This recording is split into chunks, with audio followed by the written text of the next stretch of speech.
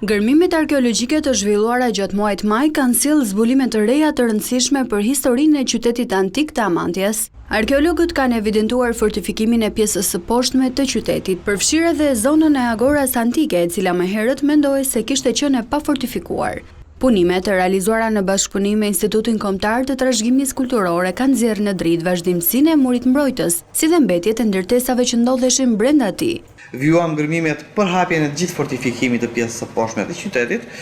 ku u zbulua vijimi i traktit të murit, godinat të cilat ndodheshin brenda saj, si dhe një shtresë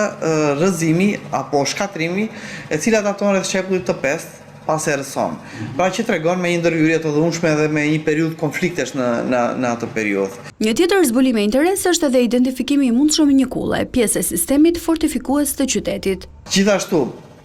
në pjesën lindore, në afërsi të pjesës publike, por jashtë saj kemi zbuluar strukturat e një godine me një sipërfaqe rreth 30 metra të gjatë dhe 6 metra të gjerë, me një rresht blloqesh, e cila ka qenë në pjesën e sipërme me strukturë druri dhe me çati, e cila për shkak të mungesës së monumentalitetit na bën të mendojmë që është një godinë ndoshta me funksion ekonomik, që mund të ketë shërbyer për bujqësi, duke qenë në një zonë të tillë, ose mund të ketë shërbyer edhe si stacion për kafshët